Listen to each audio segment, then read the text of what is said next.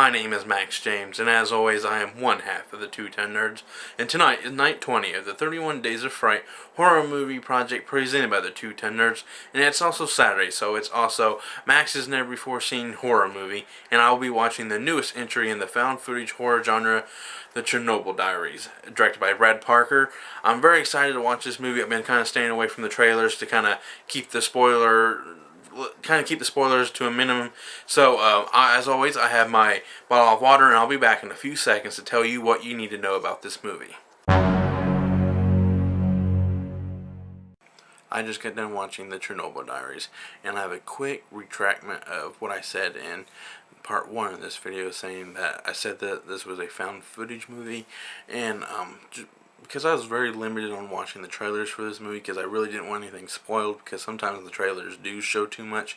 The way the camera moved in this movie, it kind of looked like a found footage movie, so I'm really sorry I said that. So but the camera in this movie does play a role, and I'll kind of get to that in a minute. So anyways, I have 6 categories to get through, and I'm going to tell you what you need to know about this movie. And first up is the plot. The plot of the movie essentially follows 6 tourists and a tour guide who leads them through this thing called extreme tourism, where they kind of takes them into this hot spot where all the people who lived, who worked at Chernobyl, the nuclear power plant that overloaded and melted down and destroyed all the land around them, and they kind of sneak onto the land to kind of do this thing called extreme tourism, and they're not supposed to.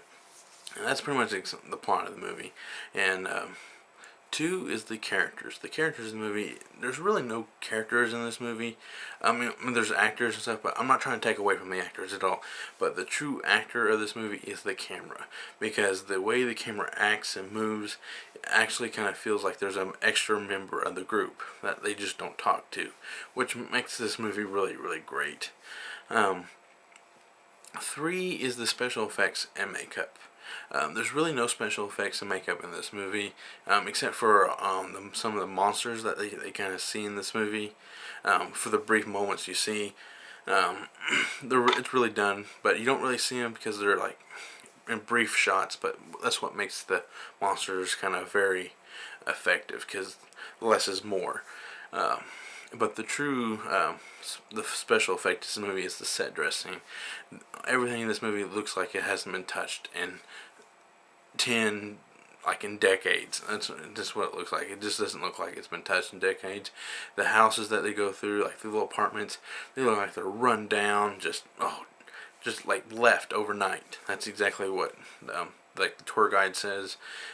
It just like they had really no warning to take any possessions with them, and we just had to pick up and leave, like walk out the front door without nothing.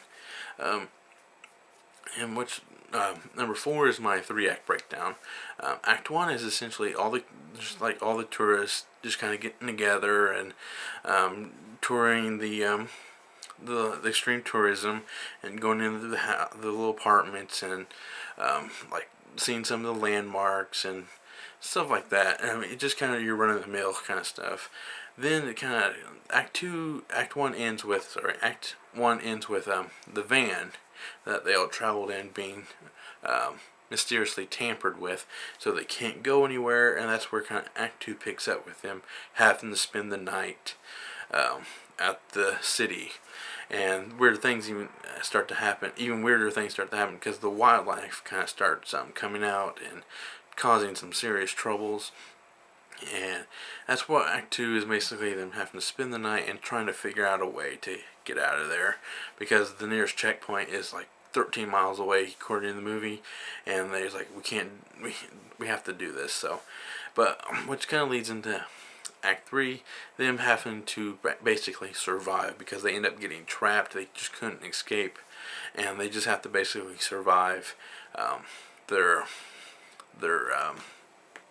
monsters of the movie, and it's just really great.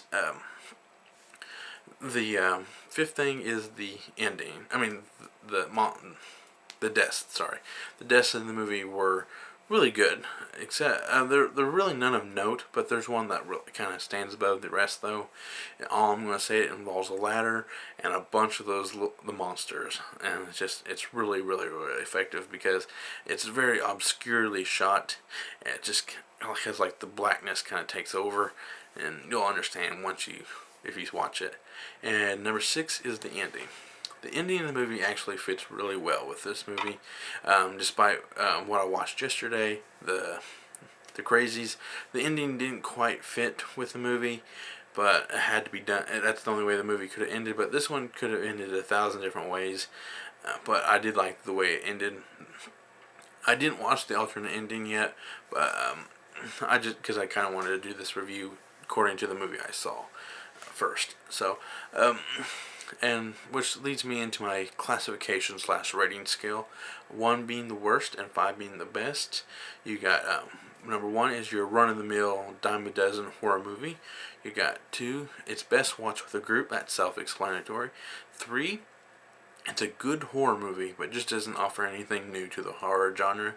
4 is help push the horror genre forward, and 5 being a horror classic.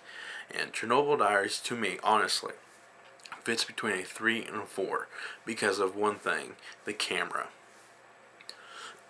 Sorry. Just because of the camera. Because the camera actually does feel like it's part of the group, and I haven't seen that in a long time.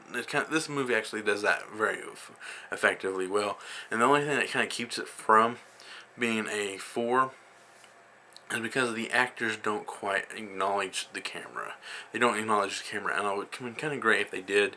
If they took a little glance at the camera, like, okay, there's someone within our group that we just don't acknowledge or talk to.